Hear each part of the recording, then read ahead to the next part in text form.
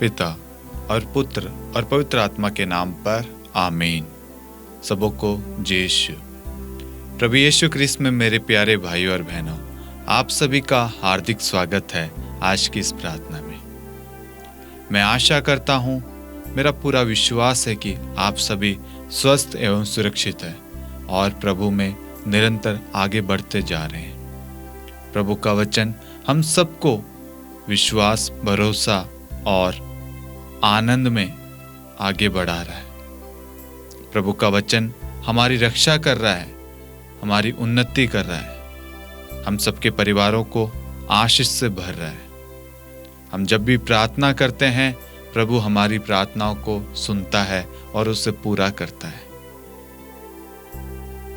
आज जितने भी लोग नए हैं, इस वीडियो को, इस प्रार्थना में पहली बार भाग ले रहे हैं, मैं आप सभी से निवेदन करूंगा, कृपया करके आप इस वीडियो के लिंक को अन्य लोगों के साथ भी शेयर करें ताकि हम सब मिलकर प्रभु की स्तुति महिमा कर सके, प्रभु के वचन को सीख सके।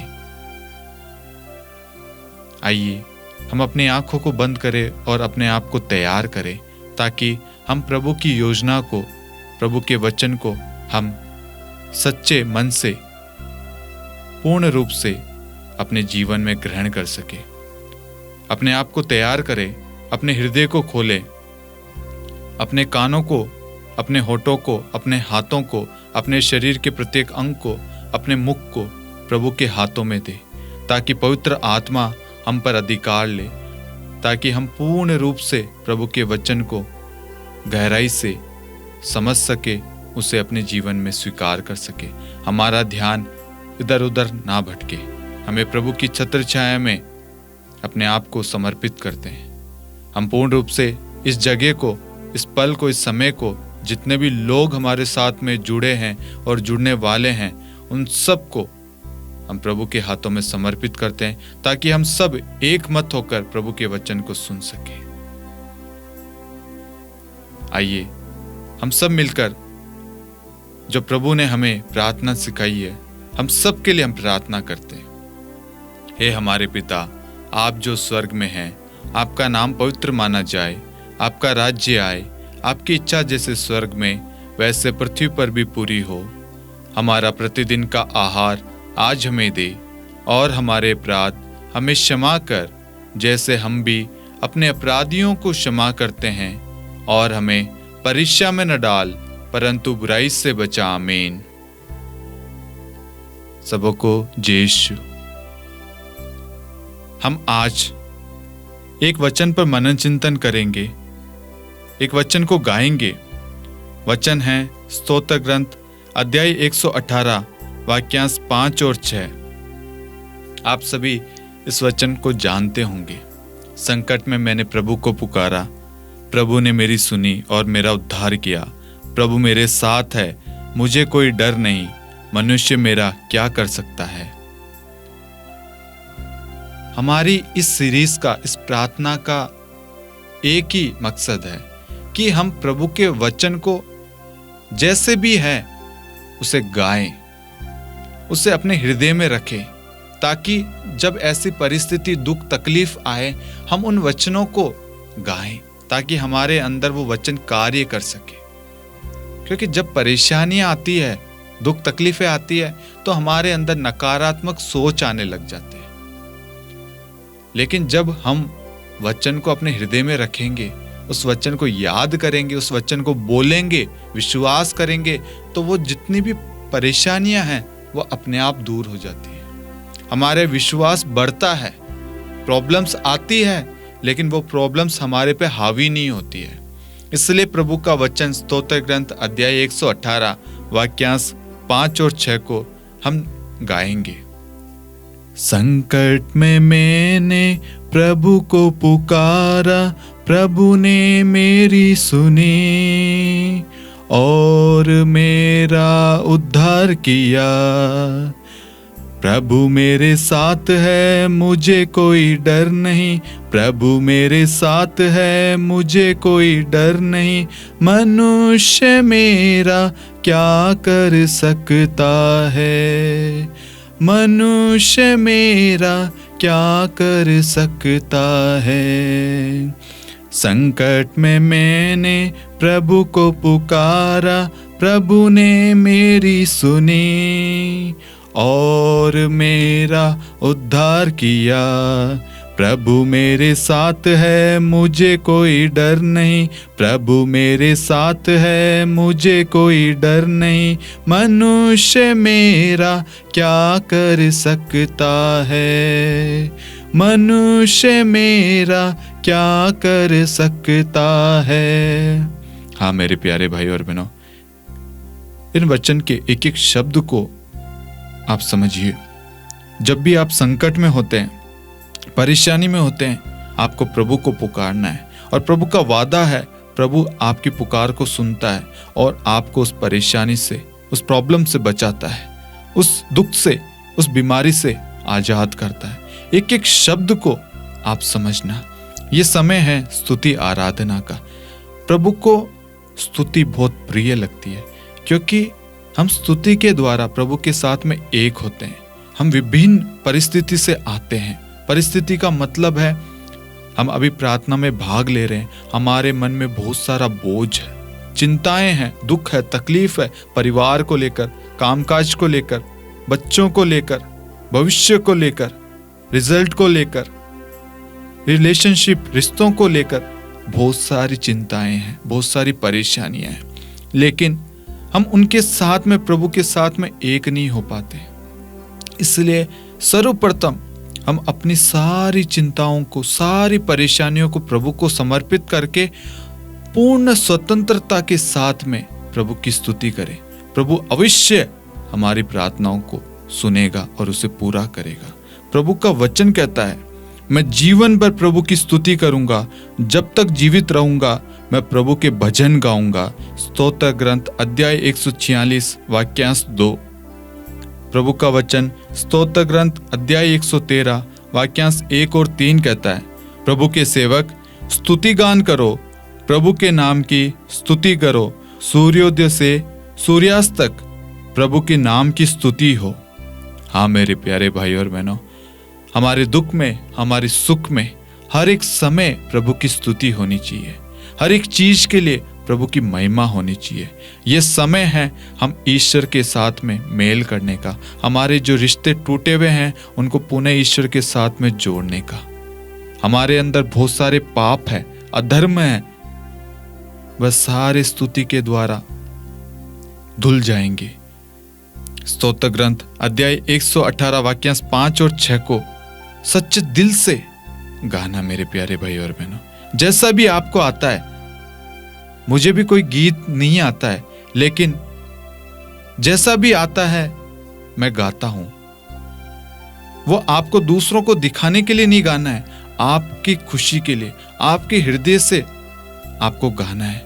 आपको अच्छा लगना चाहिए, आपको प्रभु में आनंद आना चाहिए, उस वचन में आपको जीना है। वह वचन आपको आनंद प्रदान करता है। इसलिए आपको किसी को भी नहीं देखना है कौन क्या कर रहा है, कौन क्या नहीं कर रहा है, मेरा मजाक उड़ाएगा नहीं। आप प्रभु में खो जाइए, इन वचनों में खो जाइए, क्योंकि सच्चा आनंद है इस वचन में। प्रभु के हर एक वचन में प्रेम है, शांति है। आज आपकी हर एक तकलीफें स्तुति करने से दूर हो जाएगी।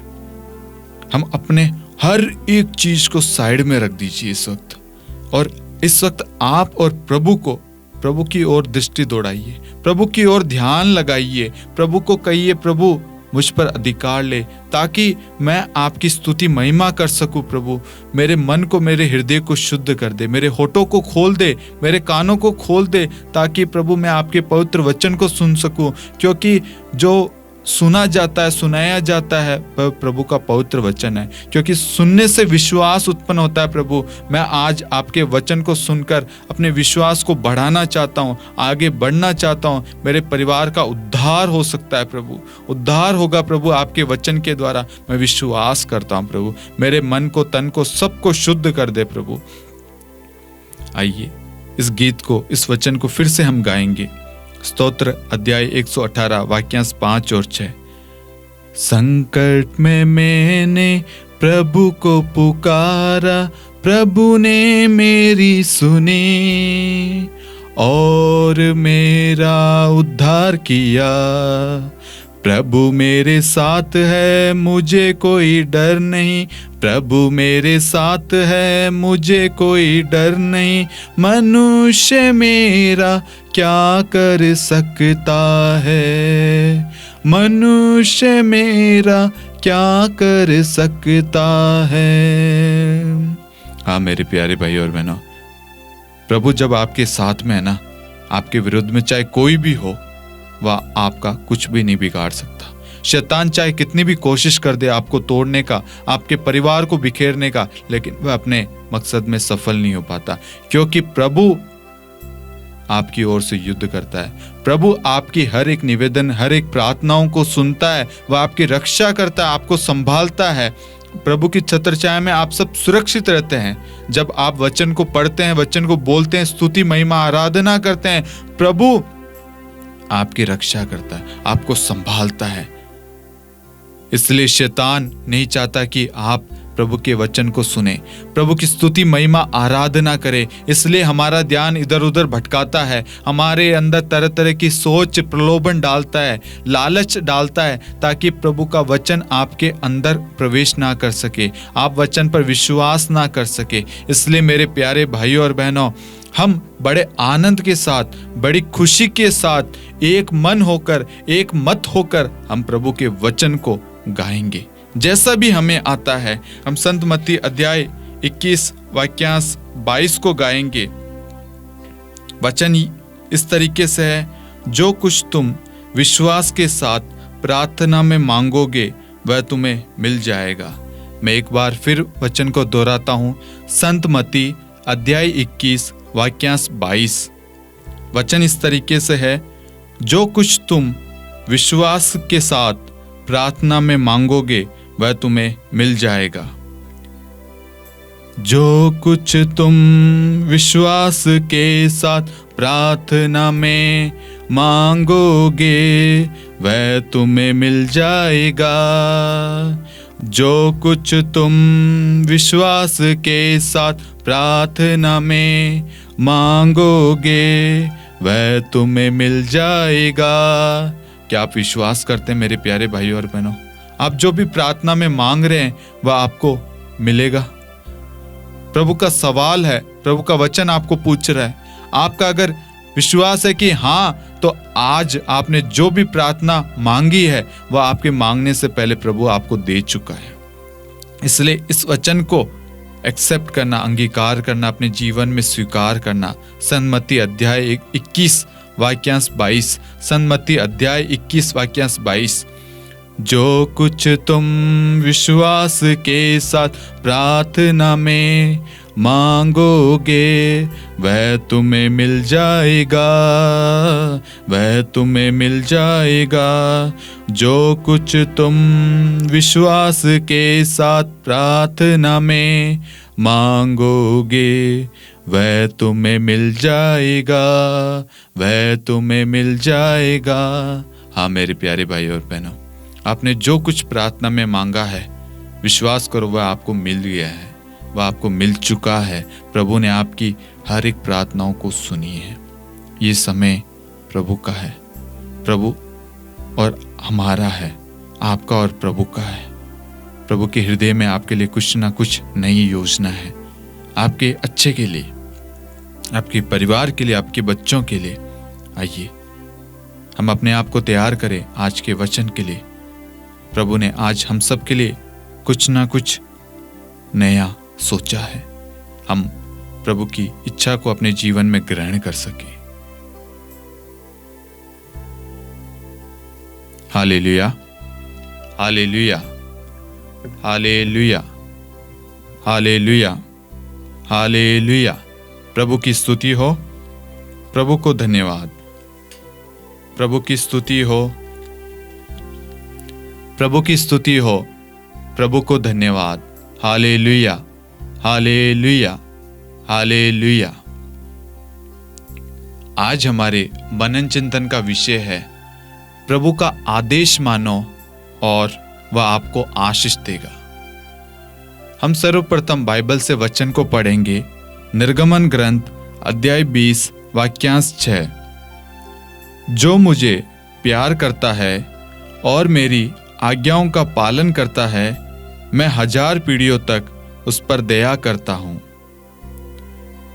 जो प्रभु को प्यार करता है और प्रभु की हर एक आज्ञाओं का पालन करता है, मैं 1000 पीढ़ियों तक उस पर दया करता हूं।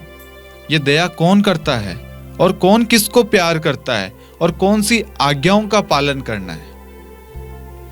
प्रभु ने जो हमें मूसा के द्वारा 10 आज्ञाएं दी है, हमें उन आज्ञाओं का अगर हम पालन करते हैं तो हमारे जीवन में क्या होता है, यह हम देखते हैं इस वचन में।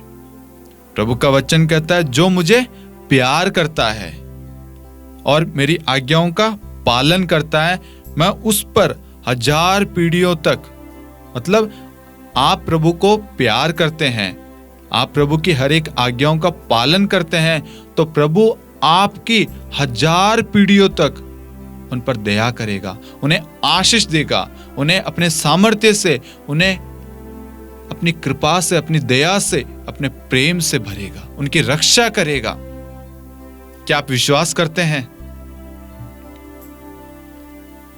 Hallelujah, hallelujah. क्या आप विश्वास करते हैं? हम देखते हैं प्रभु ने मूसा को आदेश दिया, तुम मिस्र जाओ और इजरायलियों को वहां से छुड़ाओ। तो क्या मूसा ने प्रभु के आदेश का पालन किया या नहीं किया?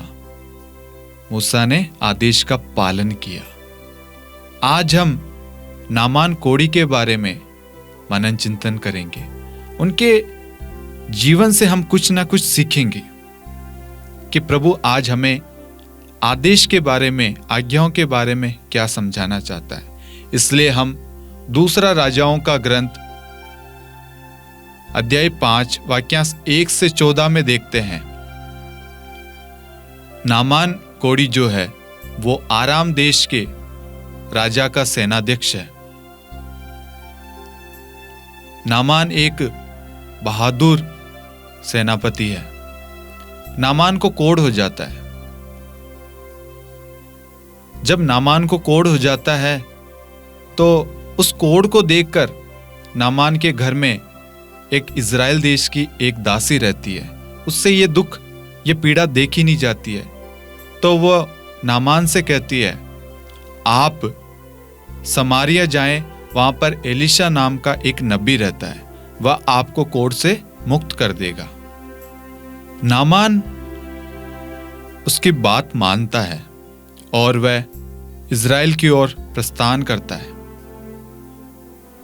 वह अपने अन्य सेवकों को भी साथ में लेके जाता है। जब वह एलिशा के पास में पहुंचता है तो एलिशा कहता है, तुम जाओ 7 बार यरदन में डुबकी लगाओ। नामान सोचता है, मैं इतनी दूर से एलिशा के पास में आया हूं और ये मुझे 7 बार डुबकी लगाने के लिए कह रहा है। यरदन के अलावा कोई नदी नहीं है क्या? या मेरे वहां पे कोई नदी नहीं है क्या? एक सामान्य सवाल हमारे अंदर होता है। लेकिन सेवकों ने कहा, आपको जैसा वह कहते हैं आप वैसा करें। नामान करता है। वह जाता है यरदन नदी में। वह 6 बार डुबकी लगाता है, तब तक ठीक नहीं होता है। जैसे ही वह 7वीं बार डुबकी लगाता है, उसका सारा कोढ़ दूर हो जाता है। हम वचन में पढ़ते हैं दूसरा राजाओं का ग्रंथ अध्याय 5 वाक्यांश 14 में, उसका शरीर फिर छोटे बालक के शरीर जैसा स्वच्छ हो गया। यहां हम देखते हैं कि नामान को जैसा आदेश दिया गया था, उस आदेश का उसने पालन किया। दासी के द्वारा नामान को कहा, आप एलिशा नबी के पास में जाएं, वह आपको कोढ़ से मुक्त कर देगा। एलिशा ने जैसा नामान से कहा, नामान गया यरदन नदी में, वह 7 बार डुबकी लगाई और उसका कोढ़ दूर हो गया।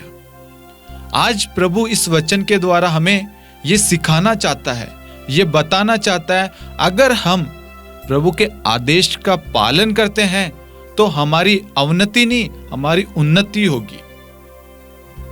जब हम प्रभु के वचन के अनुसार अपना जीवन व्यतीत करते हैं, प्रभु अनुग्रह और आशीष बरसाता है।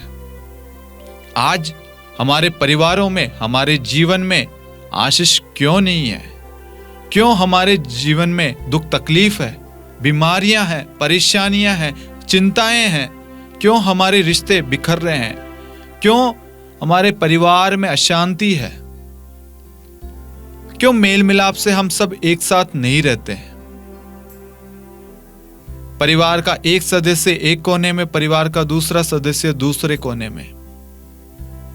प्रभु का वचन हमें आदेश और आज्ञाओं के बारे में स्पष्ट बताता है कि जो मुझे प्यार करता है, अगर आप प्रभु को प्यार करते हैं, आप कहते हैं प्रभु आप ही मेरे ईश्वर है, तो आपको ईश्वर की हर आज्ञाओं का, आदेशों का पालन करना ही पड़ेगा।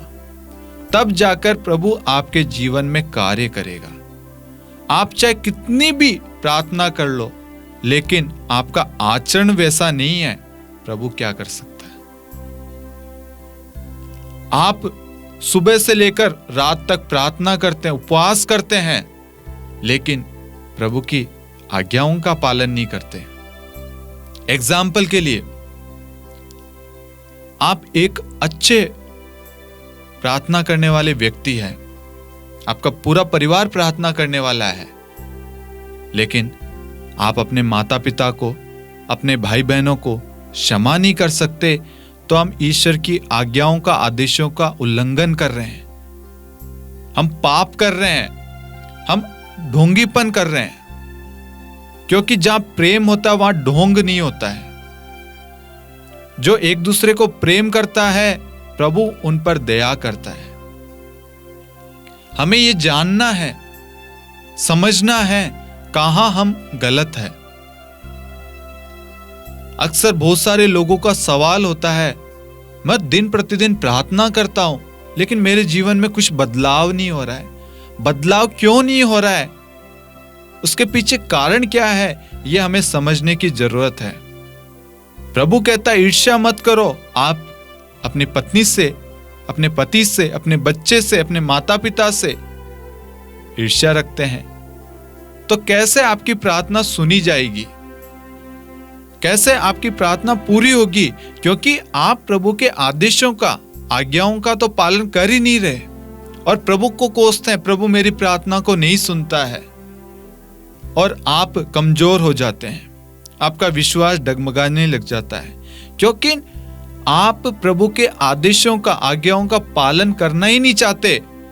अधिकांश लोग ऐसे हैं जिनको सालों हो गए हैं एक दूसरे से बात करे बिना, और वह कहते हैं हम प्रार्थना करते हैं। हम प्रार्थना करने वाले एक परिवार है।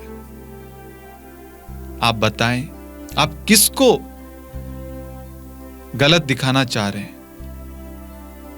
आप क्या अपने आचरण से बताना चाहते हैं? प्रभु का वचन कहता, मैंने तुम्हारा आचरण देखा।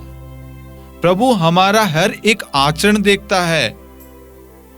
आप क्या एक दूसरे को प्रेम करते हैं, एक दूसरे पर दया दिखाते हैं, एक दूसरे की मदद करते हैं, एक दूसरे को क्षमा करते हैं? प्रभु हर एक चीज देखता है। जिसका चरित्र अच्छा है, प्रभु उस पर दया करता है, प्रभु उसको क्षमा करता है। आज ये सवाल हम सबका है। हमें हमारे आचरण को देखने की जरूरत है, अपने स्वभाव को देखने की जरूरत है, अपने आप को जांचने की जरूरत है कि मैं कहां गलत हूं। क्या मैंने ईश्वर की आज्ञाओं का पालन किया है या नहीं? मैंने कौन कौन सी ईश्वर की आज्ञाओं का उल्लंघन किया है? आप जब प्रार्थना करेंगे, आप इन वचनों को सुनेंगे, समझेंगे, आपको महसूस होगा कि आपने हर एक आज्ञाओं का उल्लंघन किया है। ईश्वर की सबसे बड़ी आज्ञाओं में से एक दूसरे को प्रेम करो जैसे मैंने तुम्हें प्रेम किया है। और आज हम कहीं ना कहीं एक दूसरे को प्रेम ही नहीं करते। आज हमारे प्रेम का मूल्य खत्म हो गया है। हम प्रेम को पैसों से तोलने लग गए हैं, प्रेम के लिए इधर उधर भटकने लग गए हैं। हम भूल गए हैं उस खुदा ने, उस ईश्वर ने हमें बचाने के लिए अपने इकलौते पुत्र को अर्पित कर दिया। हमने उसे नहीं, उसने हमें प्रेम किया है, उसने हमें अपनी संतान का अधिकार दिया है। हाँ मेरे प्यारे भाई और बहनों, हम यहां पर वचन को समझने की कोशिश करें। हम एक दूसरे को यहां पर गलत या नीचा दिखाने के लिए नहीं है, हम एक दूसरे को समझाने की कोशिश कर रहे हैं ताकि हम अपने जीवन में प्रभु की कृपा को, प्रभु की दया को अनुभव कर सके, देख सके। आज अधिकांश परिवार में यही हो रहा है। हम चर्च जाते हैं, प्रार्थना करते हैं, लेकिन एक दूसरे को क्षमा नहीं करते। एक दूसरे के प्रति नफरत की भावना लेकर हम प्रार्थना में भाग लेते हैं, चर्च जाते हैं, वचन पढ़ते हैं। मैं आपको कहना चाहता हूं, आप अपने साथ में गलत कर रहे हैं, आप अपने आप को धोखे में रख रहे हैं।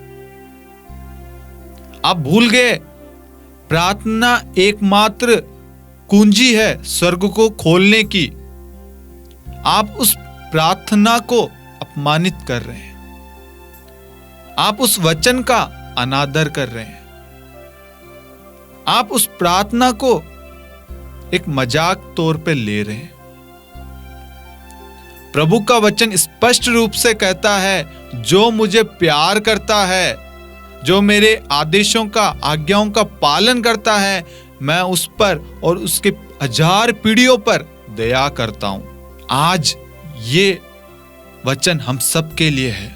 हमें अपने आप को जांचने की जरूरत है। आप एक बार अपने हृदय पर अपनी आंखों को बंद करके समझने की कोशिश कीजिए, इस पर मनन चिंतन कीजिए। एक बार आपको कितना समय हो गया है अपने आस पड़ोसी से बात करे हुए, अपने बच्चों से बात करे हुए, अपने पेरेंट्स से बात करे हुए, अपने पुरोहितों से, धर्म बहनों से, प्रचारकों से बात करे हुए। किसी ने कुछ कह दिया, हम नाराज होकर बैठ गए। मैं आपको कहना चाहता हूं, शैतान यही चाहता है। शैतान नहीं चाहता कि ईश्वर की दया आप पर प्रकट हो। शैतान नहीं चाहता कि आपकी उन्नति हो। शैतान नहीं चाहता कि आपके बच्चों का जीवन कुशल हो। शैतान नहीं चाहता कि आप आगे बढ़े, आपके परिवार का उद्धार हो, आपका परिवार मुक्ति प्राप्त कर सके। शैतान नहीं चाहता। इसलिए हम ईश्वर की आज्ञाओं का उल्लंघन करते आ रहे हैं, ईश्वर की हर एक आज्ञाओं का अनादर कर रहे हैं, ईश्वर की तौहीन कर रहे हैं, ईश्वर की निंदा कर रहे हैं। आज हम नामान कोढ़ी से यह सीखना चाहिए कि उसने किस प्रकार से अपने दुख में, अपने कोढ़ में प्रभु के आदेश का पालन किया। जैसा उसे कहा गया वैसा वो करता गया। हां, पहले बार जब एलिशा ने कहा तो वह आनातानी कर रहा था, लेकिन सेवकों के कहने पर उसने किया। यही चीज है, जब हम परेशानी, दुख, तकलीफ में होते हैं, विपत्ति में होते हैं, हम भूल जाते हैं, हम ईश्वर के वचन को साइड में रख देते हैं और अपने ईगो को, अपने अहंकार को, अपने जिद्दीपन को आगे रखते हैं और अपने आप को ईश्वर से बढ़कर समझने लग जाते हैं कि मैं जो करूंगा, मैं जो कहूंगा वो सही होगा। और इसीलिए हमारे साथ, हमारे परिवार में, हमारे बच्चों के जीवन में खुशियां नहीं है, मुक्ति नहीं है, उद्धार नहीं है, आशीष नहीं है, बरकत नहीं है। हर एक कार्य में लॉस में जा रहे हैं, हर कार्य में आशीष नहीं है। बच्चे पढ़ते हैं, फेल हो जाते हैं, बच्चों की शादी नहीं हो पाती है, शादी होती है, रिश्ते टूट जाते हैं, गलत संगतियों में पड़ जाते हैं, नशे की लत में, बुरी आदतों में फंस जाते हैं, क्योंकि हम वचन का मूल्य नहीं समझ रहे, वचन का महत्व नहीं समझ रहे, वचन क्या कह रहा है और हम क्या कर रहे हैं। आज ईश्वर हमें एक नया अवसर दे रहा है मेरे प्यारे भाई और बहनों, ताकि हम अपनी गलती को सुधारें, हम अपने इस आचरण को बदलें। अगर हमने किसी को क्षमा नहीं की है, आप तुरंत इसी वक्त उनसे क्षमा मांगे।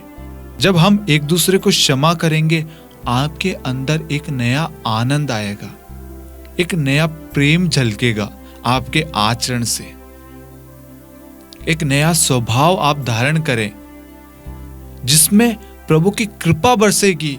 आप ईश्वर की हर एक आज्ञाओं का पालन कीजिए, आप देखना आपका जीवन बदल जाएगा, आपके जीवन में आशीषें आएगी, आपके घर परिवार में जितनी भी बीमारी तकलीफें हैं यीशु के नाम से दूर हो जाएगी। एक आज्ञा का उल्लंघन यानी हर एक आज्ञा का उल्लंघन है। अगर आप एक दूसरे से प्रेम नहीं करते हैं, आपने ईश्वर की हर एक आज्ञाओं का उल्लंघन किया है। आज ईश्वर हम सबको एक नया मौका दे रहा है अपने पापी जीवन को, पापी स्वभाव को, पापी आचरण को बदलने का, ताकि हम भी नामान कोढ़ी की तरह प्रभु के हर एक आदेशों का पालन करें। हम एंड में देखते हैं नामान कोढ़ी का पूरा कोढ़ वो दूर हो जाता है।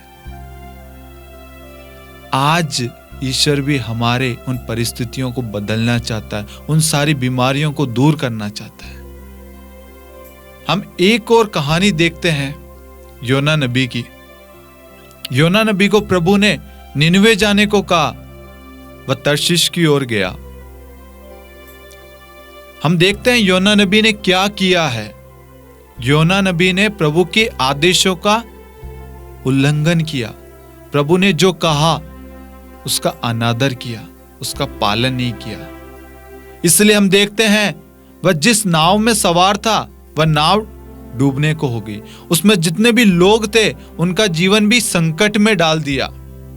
जब योना नबी को एहसास हुआ कि यह सब कुछ मेरी वजह से हो रहा है, मेरी वजह से ये लोग संकट में पड़ रहे हैं, वह पश्चाताप करता, प्रायश्चित करता है, अपनी गलती को स्वीकार करता है और वह फिर से प्रभु की आज्ञाओं का पालन करने के लिए निकल जाता है। प्रभु ने जो आदेश दिया है उसका पालन करता है। आज कहीं ना कहीं हम लोग भी यही करते हैं। प्रभु कहता है बेटा और बेटी तुम ये करो, लेकिन हम प्रभु की बात को तुच्छ समझते हैं, महत्व नहीं देते, इसलिए हम सफल नहीं हो पाते। हम हर एक जगह जीवन के किसी भी स्तर में क्यों नहीं हो, चाहे परिवार में हो या कोई जीवन में कोई निर्णय लेना हो, वहां पर हम सफल नहीं हो पाते, क्योंकि हम प्रभु के आदेशों का पालन नहीं करते। प्रभु कहता है इधर चलो, आप इधर जाओगे। प्रभु कहता है यहां बैठो, आप अलग हो जाओगे। प्रभु कहता है अपने माता पिता को क्षमा करो, अपने बच्चों को आशीर्वाद दो, आप अपने बच्चों को श्राप देते हैं। आप उनका इतने शब्द उनके लिए बोलते हैं, तू मर जा, तू शैतान है, कितने सारे अपशब्द आप अपने बच्चों को, अपने माता पिता को बोलते हैं। ये क्या ईश्वर का प्रेम है? नहीं, ईश्वर का प्रेम डींग नहीं मारता। ईश्वर का प्रेम ऐसा नहीं है। इसलिए हमारे जीवन में किसी प्रकार का बदलाव नहीं हो रहा है। हम जैसे हैं वैसे के वैसे रह रहे हैं। किसी प्रकार की कोई खुशी नहीं है, उमंग नहीं है, शांति नहीं है, ब्लेसिंग्स नहीं है। आज ईश्वर हम सबको एक नया मौका देना चाहता है, एक नया अवसर दे रहा है, ताकि हम अपने पाप में जीवन को त्यागे, हमारे हर एक स्वभाव जो ईश्वर के आदेशों का उल्लंघन करता है उन सारे चीजों को बदले। अगर आप क्रोध करते हैं, आप उसके लिए प्रार्थना करें। आप एक दूसरे से नफरत कर रहे हैं, बात नहीं कर रहे हैं, आप उनसे बात करने की कोशिश करें। आप देखना आपको ऐसी शांति मिलेगी जो आज से पहले आपको नहीं मिली। आप एक दूसरे को प्रेम से स्वीकार करेंगे। आज अधिकांश पति पत्नी के बीच में दरार का कारण है एक दूसरे को समझने की कोशिश नहीं करते, एक दूसरे को माफ नहीं करते, एक दूसरे को स्वीकार नहीं करते। प्रभु ने कहा है जिसे ईश्वर ने जोड़ा है उसे मनुष्य अलग ना करे। ईश्वर का आदेश है ये। आज हम पति पत्नी को अलग करने में तुले हुए हैं। हम किसका अपमान कर रहे हैं, किसकी आज्ञाओं का अनादर कर रहे हैं? हम उस ईश्वर का जिसने हमें बनाया है, जिसने हमें अपने स्वरूप बनाया है, जिसकी हम सृष्टि है। अगर वह चाहे हमारे प्राण ले सकता है, हम उस ईश्वर के आदेशों का अपमान कर रहे हैं, अनादर कर रहे हैं। मैं आप सभी से आग्रह करूंगा, आप निर्गमन ग्रंथ अध्याय 20 वाक्यांश 6 और 7 में दूसरे राजाओं का ग्रंथ अध्याय 5 वाक्यांश 1 से 14 आप पढ़ना। प्रभु आपसे बात करेगा। आज प्रभु ने चाहा है, आज प्रभु की ये योजना है प्रभु के हृदय में, ताकि हम अपने पापी स्वभाव को अपने जीवन से त्याग दें, प्रभु की हर एक आज्ञाओं का पालन करें, ताकि प्रभु की जो दया है, प्रभु की जो कृपा है, वह हमारे जीवन में बरसे। आइए हम प्रार्थना करें। अपनी आंखों को बंद करें, अपने हाथों को हृदय पर रखें। प्रभु हमसे प्रेम करता है। प्रभु ने आज हमें एक नया अवसर दिया है।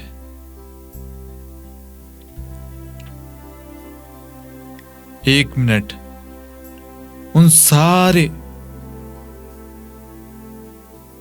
स्वभाव को, उन सारी बातों को याद करें जिनका भी हमने अपमान किया है, अनादर किया है। सबसे पहले हम ईश्वर से क्षमा मांगे, क्योंकि हम सबसे बड़े अपराधी प्रभु के हैं। हमने प्रभु का अनादर किया है, प्रभु की आज्ञाओं का उल्लंघन किया है, प्रभु का हमेशा हमने अपमान किया है। इसलिए हम ईश्वर से क्षमा मांगे। और जिनका भी आपने हृदय तोड़ा है, दिल दुखाया है, जिनके हृदय को ठेस पहुंचाई है, जिनको भी आपने दुख दिया है, जिनका आपने मजाक उड़ाया है, भरी सभा में अपमान किया है, जिनके ऊपर भी आपने लांछन लगाया, वियोग लगाया है, झूठे आरोप लगाए हैं, उन्हें मारा पीटा है, उन सब बातों के लिए ईश्वर से क्षमा मांगे और उनसे भी क्षमा मांगे, ताकि ईश्वर हमें क्षमा करे। प्रभु का वचन कहता है, स्तोत्र ग्रंथ अध्याय 32 वाक्यांश 5, मैंने तेरे सामने अपना पाप स्वीकार किया, मैंने अपना दोष नहीं छिपाया। मैंने कहा मैं प्रभु के सामने अपना अपराध स्वीकार करूंगा, तब तूने मेरे पाप का दोष मिटा दिया।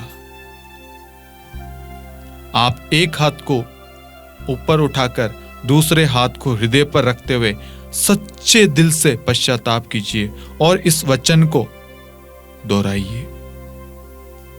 मैंने तेरे सामने अपना पाप स्वीकार किया, मैंने अपना दोष नहीं छिपाया। मैंने कहा मैं प्रभु के सामने अपना अपराध स्वीकार करूंगा, तब तूने मेरे पाप का दोष मिटा दिया। स्तोत्र ग्रंथ भजन संहिता अध्याय 32 वाक्यांश 5। प्रभु का वचन हमसे कहता है, प्रभु के सामने अपने पापों को स्वीकार करना है। मैंने एक भी पाप ईश्वर से नहीं छुपाया है, चाहे छोटे से लेकर बड़ा ही क्यों नहीं हो, हर एक पाप को मैंने ईश्वर के सामने स्वीकार किया है। ईश्वर चाहता है आज आप अपनी हर एक गलतियों को स्वीकार करें। आप जैसे ही अपनी गलतियों को स्वीकार करेंगे, आप एक ऐसे बंधन में पड़े हुए थे आज से पहले, उससे छुटकारा पाएंगे। बीमारी के बंधन से, क्रोध के बंधन से, अहंकार के बंधन से, ईर्ष्या के बंधन से, नफरत के बंधन से, बुराई के बंधन से, व्यभिचार प्रलोभन के बंधन से, हर एक बंधन से आप आजाद हो जाएंगे। शैतान नहीं चाहेगा कि आप पश्चाताप करें, लेकिन ईश्वर कहता है मैं तुम्हारे 1000 पीढ़ियों पर दया करूंगा। यह दया जब करेगा जब हम अपने पापी स्वभाव को, पापी आचरण को स्वीकार करेंगे। आज ये समय है, अपनी हर एक गलतियों को आप स्वीकार करें। प्रभु के सामने हर एक गलतियों को आप स्वीकार कीजिए। प्रभु से कुछ भी छिपावा नहीं है। प्रभु ने हमारे सिर के एक एक बाल को गिन रखा है।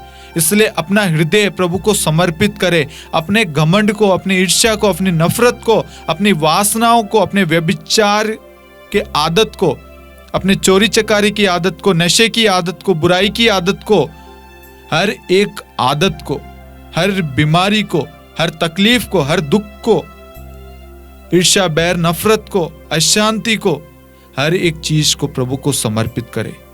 प्रभु से प्रार्थना कीजिए। प्रभु का वचन कहता है, मैं प्रभु के सामने अपना अपराध स्वीकार करूंगा, तब तूने मेरे पाप का दोष मिटा लिया। प्रभु का वचन कहता है, प्रज्ञा ग्रंथ अध्याय 11 वाक्यांश 23, तू सबों पर दया करता है क्योंकि तू सर्वशक्तिमान है। तू मनुष्य के पापों को इसलिए अनदेखा करता है कि वह पश्चाताप करे। ईश्वर आज हम सबको एक नया जीवन देना चाहता है, एक नई सृष्टि बनाना चाहता है। जैसा ईश्वर ने चाहा है वैसी सृष्टि वह हमें प्यार से भरना चाहता है, ताकि हम एक दूसरे को प्यार से स्वीकार करें, ताकि हम एक दूसरे को क्षमा कर सके, ताकि जो ईश्वर की इच्छा है वह हमारे जीवन में पूरी हो सके। हालेलुया। आइए हम ईश्वर की स्तुति करें, ईश्वर की महिमा करें, ईश्वर को धन्यवाद दें। Hallelujah, hallelujah, hallelujah, hallelujah, hallelujah. Yeshu स्तुति, स्तुति, स्तुति, आराधना, महिमा। यीशु धन्यवाद। यीशु, यीशु आराधना, आराधना, आराधना। Hallelujah, hallelujah, hallelujah, hallelujah, hallelujah, hallelujah. प्रभु यीशु, आपने कहा है प्रभु, यदि तू हमारे अपराधों को याद रखेगा तो कौन टिका रहेगा। तू पापों को क्षमा करता है, इसलिए लोग तुझ पर श्रद्धा रखते हैं। स्तोत्र ग्रंथ अध्याय 130 वाक्यांश 3 और 4। प्रभु इस वचन के द्वारा प्रभु हम अपने पापों को स्वीकार करते हैं और हम दिल से क्षमा चाहते हैं प्रभु, दिल से क्षमा मांगते हैं प्रभु। हमारा विश्वास है प्रभु, आपने हमारे पश्चाताप को स्वीकार किया प्रभु, और आपने हम पर कृपा की है प्रभु, हमारे हर एक पापों को मिटा दिया है प्रभु यीशु। आप ही है जो हमें हमारे पापों से मुक्त कर सकते हैं प्रभु, हमें इस पाप के बंधन से, इस जाल से छुड़ा सकते हैं प्रभु। आपने हमें आजाद किया प्रभु। हमारा विश्वास है प्रभु, आज आपने हमारे पापों को हमारे जीवन से दूर फेंका है प्रभु। Hallelujah, hallelujah, hallelujah, hallelujah. Yeshu स्तुति, स्तुति, स्तुति, स्तुति, आराधना, महिमा। यीशु धन्यवाद, धन्यवाद। Yeshu hallelujah, hallelujah, hallelujah, hallelujah, hallelujah, hallelujah, hallelujah. Yeshu धन्यवाद, धन्यवाद। यीशु प्रभु यीशु, आपका पवित्र वचन कहता है योशुआ 3:5, अपने को पवित्र बनाए रखो क्योंकि कल प्रभु तुम्हारी आंखों के सामने चमत्कार करेगा। Hallelujah, hallelujah, hallelujah, hallelujah. पहला पेत्रुस अध्याय 1 वाक्यांश 15 और 16 कहता है, आपको जिसने बुलाया वह पवित्र है, आप भी उसके सदृश अपने समस्त आचरण में पवित्र बने, क्योंकि लिखा है, पवित्र बनो क्योंकि मैं पवित्र हूं। हाँ मेरे प्यारे भाइयों और बहनों, हमें पवित्र बनने की जरूरत है। ईश्वर ने आज हमें एक नया अवसर दिया है, एक नया जीवन दिया है, ताकि हम अपने हर एक गलतियों को, हर एक पाप को अपने जीवन से दूर फेंके और पवित्र भरा जीवन अपनाएं। जैसा ईश्वर हमारे जीवन में चाहता है, जैसा ईश्वर की इच्छा है, वैसी इच्छा हमारे जीवन में पूरी हो। हम ईश्वर को धन्यवाद दें हर एक चीज के लिए, आज की प्रार्थना के लिए, आज की योजना के लिए, आज के वचन के लिए, आज इस सुंदर समय के लिए, इस सोशल मीडिया के लिए, शांति का राजा चैनल के लिए, हर एक प्रचारकों के लिए, हमारे आस पड़ोसियों के लिए, हमारे पुरोहित धर्म बहनों के लिए, हमारे भाई बंधुओं के लिए, हमारे माता पिता के लिए, हमारे बच्चों के लिए, हर एक व्यक्ति के लिए धन्यवाद दे, धन्यवाद दे, धन्यवाद Yeshu. Hallelujah, hallelujah, hallelujah, hallelujah, hallelujah, hallelujah, hallelujah, hallelujah, hallelujah. मेरे प्यारे भाइयों और बहनों, प्रभु का आदेश का अगर हम पालन करते हैं तो हमारा जीवन बदल जाता है। प्रभु हमारा बुरा नहीं चाहता, प्रभु कभी भी हमारे साथ गलत नहीं करता। प्रभु हमसे प्रेम करता है, वह हमारे जीवन को बदलना चाहता है, वह अपनी आशीष को बरसाना चाहता है। आज से पहले आप जब प्रार्थना करते थे, उस प्रार्थना को उत्तर नहीं मिलता था, उसके पीछे कारण जो था वो आज ईश्वर ने अपने वचन के द्वारा हमें समझाया है। आज से पहले आपके परिवार में जो भी बंधन थे वो क्यों नहीं दूर हो रहे थे, उसके पीछे का कारण प्रभु ने आज बताया है। ईश्वर आज हमसे एक चीज कहता है, जो मुझे प्रेम करता है वह मेरी आज्ञाओं का पालन करता है। अब अगर आपको कोई पूछे आप प्रभु से प्रेम करते हैं, आप सोचना, सोच के उत्तर देना। अगर आपका स्वभाव, आपका आचरण वैसा है, तब आप कहना हाँ मैं प्रभु को प्रेम करता हूं, अन्यथा मत कहना। ये सबसे बड़ा पाप है कि हम अपनी गलतियों को, अपने पाप को छुपा रहे हैं। हम प्रभु के नाम पर झूठ बोल रहे हैं। इसीलिए आज प्रभु ने इस वचन के द्वारा हमें एक नया स्वभाव दिया है, ताकि हम इस गलती को पुनः नहीं दोहराएं जो आज से पहले हम दोहरा रहे थे। लोग पूछते थे आप प्रभु को प्रेम करते हैं, आप अपने बच्चों को प्रेम करते हैं, अपने माता पिता को प्रेम करते हैं, अपने भाई को प्रेम करते हैं? आप कहते थे हाँ करता हूं, लेकिन आप उनसे नफरत करते थे। आज ईश्वर कहता है यदि तुम मुझे प्रेम करते हो तो मेरी आज्ञाओं का पालन करोगे। मैं आशा करता हूं कि प्रभु के वचन ने आपको स्पर्श किया है, एक नया अनुभव दिया है, एक नया जीवन दिया है, हमें पश्चाताप करने का एक नया अवसर दिया है। हमने अपनी गलतियों को स्वीकार किया है। हम सब चाहते हैं हम उन्नति करें, आगे बढ़े, हम सब एक साथ शांति से जीवन बिताएं, हमारे परिवार में प्रेम हो, प्रार्थना में स्वभाव हो, हम सब खुशी से रहें, सब खुशी से आगे बढ़े, निरंतर प्रार्थना में बने रहे। इसलिए हर समय ईश्वर को धन्यवाद दे हर एक चीज के लिए, और नित्य प्रार्थना करनी चाहिए। कभी भी प्रार्थना करना मत रुकना, निरंतर प्रार्थना करना, दुख में सुख में हर समय। चाहे आपके साथ कोई गलत कर रहा हो, आप उनको क्षमा करना, तब जाकर आपके जीवन में प्रभु की आशीष, प्रभु की योजना पूरी होगी। Hallelujah, hallelujah, hallelujah, hallelujah. आइए हम कुछ क्षण आंखें बंद करके प्रभु को धन्यवाद दें। हे पिता परमेश्वर, प्रभु यीशु, हे पावन आत्मा की ईश्वर प्रभु, हम आपकी स्तुति महिमा आराधना करते हैं प्रभु, धन्यवाद देते हैं प्रभु। प्रभु यीशु, आपने ये सुंदर दिन देखने के लिए प्रभु हमें चुना प्रभु आपने हमें संभाले रखा, हमारे हृदय को, हमारे मन को, हमारे तन को प्रभु आपने शुद्ध किया प्रभु।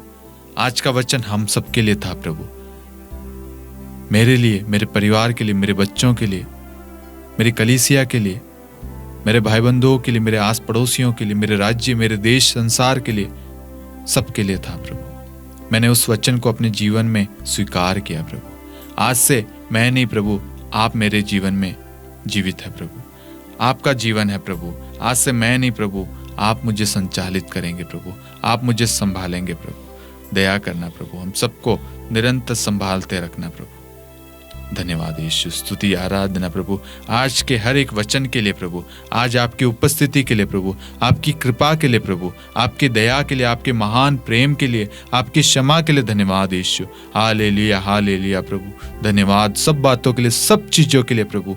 Hallelujah, hallelujah, hallelujah, hallelujah, hallelujah, hallelujah, hallelujah, hallelujah, hallelujah, hallelujah. आइए हम एक वचन को गाकर आज की प्रार्थना को समाप्त करेंगे। संत याकूब अध्याय 4 वाक्यांश 7 वचन इस प्रकार है, आप लोग ईश्वर के अधीन रहे, शैतान का सामना करें और वह आपके पास से भाग जाएगा। क्या आप विश्वास करते हैं? आप लोग ईश्वर के अधीन रहे, शैतान का सामना करें और वह आपके पास से भाग जाएगा। विश्वास करते हैं? अगर आप विश्वास करते हैं तो शैतान आपके जीवन से इसी वक्त भाग चुका है। आइए हम गाएं, आप लोग ईश्वर के अधीन रहे, आप लोग ईश्वर के अधीन रहे, शैतान का सामना करें, शैतान का सामना करें और वह आपके पास से भाग जाएगा, और वह आपके पास से भाग जाएगा। आप लोग ईश्वर के अधीन रहे, शैतान का सामना करे, शैतान का सामना करे और वह आपके पास से भाग जाएगा, और वह आपके पास से भाग जाएगा। आप लोग ईश्वर के अधीन रहे, आप लोग ईश्वर के अधीन रहे, शैतान का सामना करें, शैतान का सामना करें और वह आपके पास से भाग जाएगा, और वह आपके पास से भाग जाएगा, और वह आपके पास से भाग जाएगा। पिता और पुत्र और पवित्र आत्मा के नाम पर आमीन। सबों को यीशु। आप अपनी प्रार्थनाओं को दिए गए नंबर पर भेज सकते हैं। हम आप सभी के लिए निरंतर प्रार्थना करेंगे।